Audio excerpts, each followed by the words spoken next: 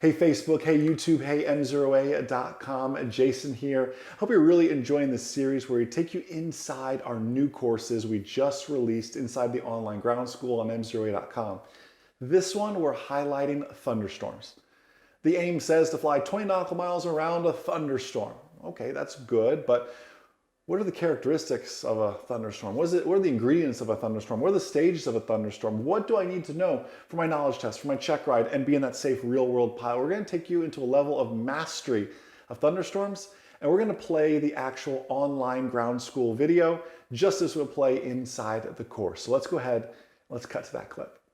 So it should go without saying that thunderstorms, well, they're not exactly something we should be flying near. The aim actually suggests staying at least 20 miles away from thunderstorms. That's because they're powerful enough, seriously, to throw hailstones as far as 20 miles away from like the parent, the origin cloud. Now, this is what we really need to know and understand. We need three things to make a thunderstorm actually happen. To make a thunderstorm happen, there needs to first be moisture. Moisture could even come in the form as high humidity. In the Midwest, the Great Lakes region, they have some impressive thunderstorms. It's because of all the moisture there. We don't do so bad ourselves here in Florida as well because of the high humidity. That moisture can also come from leftover rain showers in the vicinity as that moisture returns back to the atmosphere. Now, thunderstorms form in unstable atmosphere. That is air that does not resist vertical movement. So what's actually happening is these water molecules ride up and ride down on these rising columns, and they are literally columns of unstable air. And then those water molecules begin to combine to form, can stay as rain, but turn to snow or ice pellets or hail, whatever that precipitation is going to fall as. So we need moisture. We need that instability as well. We get that through the rising and falling, these columns of air. And then we need some sort of lifting force.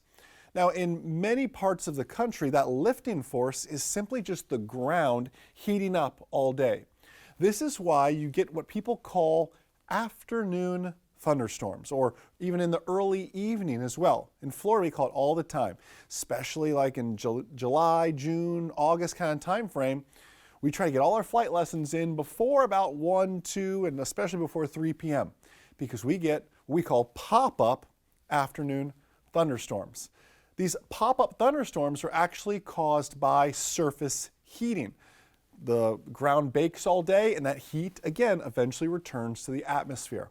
Mountain ranges, though, can also provide the lifting force that you need.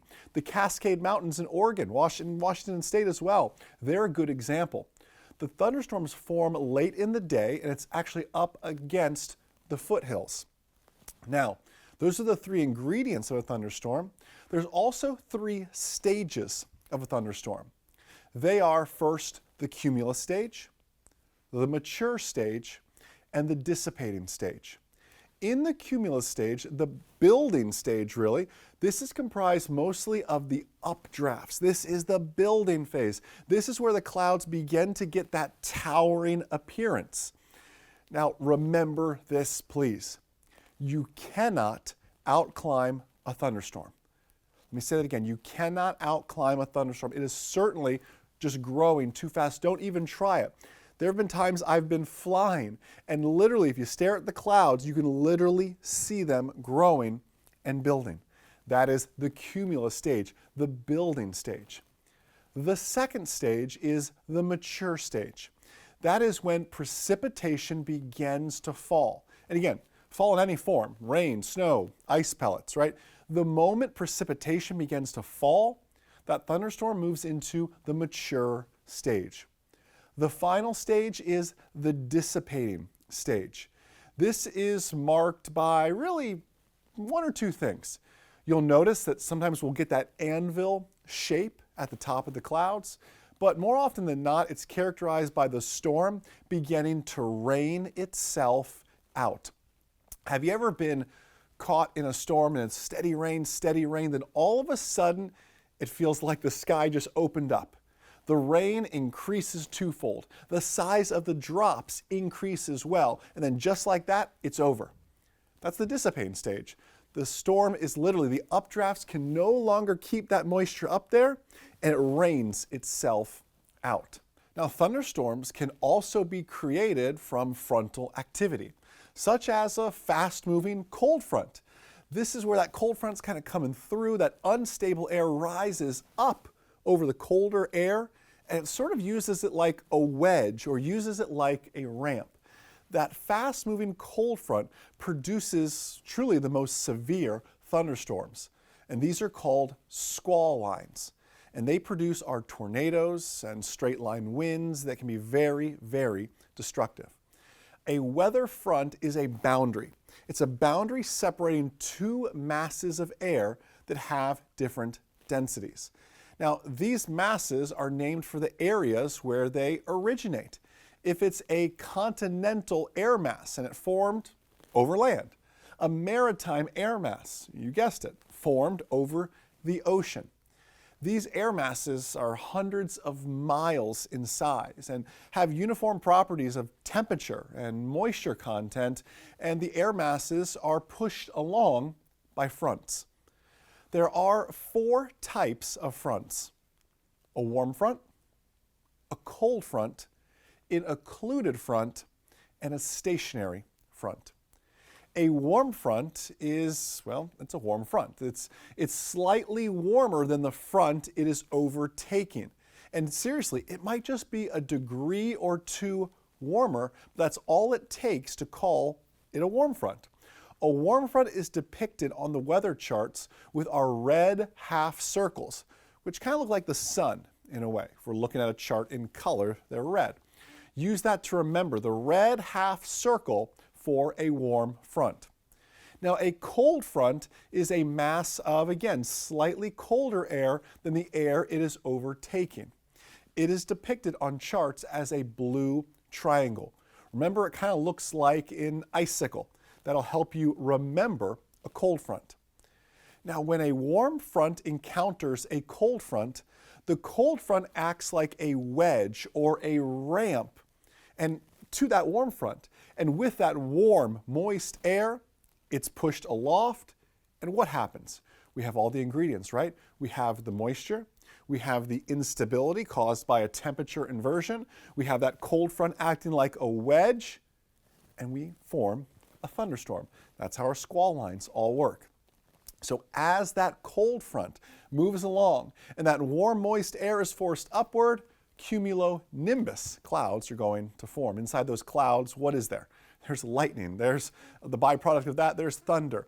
Both caused by friction between molecules literally riding air currents. Kind of like, I'm sure you've shuffled your feet along the carpet and then you touch the door or you touch someone else and you generate that static electric shock. The air molecules are doing the exact same thing as they're riding these air currents. Now, eventually that moisture gets too heavy for even these extreme columns of air to hold, and that's where we get our rain, our hail, or even snow that begins to fall. Eventually the clouds take on an anvil shape, and that's usually a sign of the dissipation stage approaching or even beginning as that storm begins to then rain itself out. The thunderstorms, again, moving through the area, they're pushed along by this front here. After the frontal passage, about 12 hours later, it's still going to be very, very windy, but visibility will be much better. But a lot of wind is a byproduct of that. Now, on our weather depiction charts, you'll also see the occluded front we mentioned. It's purple. It's actually a combination of red and blue, so we ended up with purple. And it's a combination of our symbols. The symbols of the half circles and triangles, well, they're actually on the same side. So think of an occluded front as a combination. Occluded fronts usually form around areas of low atmospheric pressure. Low pressure, bad weather. Hurricanes are low pressure systems, bad weather. Occluded fronts have precipitation from cumulonimbus or even nimbostratus clouds, both rain clouds. Occluded fronts form when a warm air mass actually gets caught between two cold air masses. Now, as the front approaches, the temperature drops as the warm air is literally squeezed and pushed upwards. An occluded front can bring nasty weather, very strong winds, very heavy precipitation. You can find a lot of tornadoes associated with occluded fronts. Stay away from occluded fronts. Lastly, we have stationary fronts. Stationary fronts form when a cold front or a warm front simply stalls out. It stops moving. So the cold front and the warm front are pushing up against each other, but neither is really strong enough to move either one out of the way. This creates a stationary front. On weather charts, the stationary front is a combination of red half circles on one side of the line and blue triangles on the other side of the line. Let's talk now again about frontal passage. It doesn't matter what kind of front it is. It's marked by a change in wind direction and a change in air temperature. When you're flying, you will know you have crossed a front when there is a change in wind direction. Let's say you're holding in wind correction to the right, and now you have to hold one to the left to stay on course. Or the outside air temperature has changed dramatically. You've crossed what's called a frontal boundary. Let's put it all together now and let's look at a weather depiction chart. Now when you look at the weather depiction chart, you see the letters H and L on them. They stand for high pressure and low pressure. Now you'll see these letters along with lines of atmospheric pressure. These are called isobars on our weather depiction maps. Take a look at this map and you see the triangles, the cold front. You see the red half circles, the warm front, along with several H's and L's for our high and low pressure systems. Now when you're looking at the weather depiction chart and you see the symbol for the cold front with the letter L next to it, look out, right? That means weather is on its way. We have low pressure combined with a cold front. There's going to be some nasty weather coming along the way. So looking at this map, we can tell that Oklahoma, it's in for some nasty weather, isn't it? Just by what we just spoke about.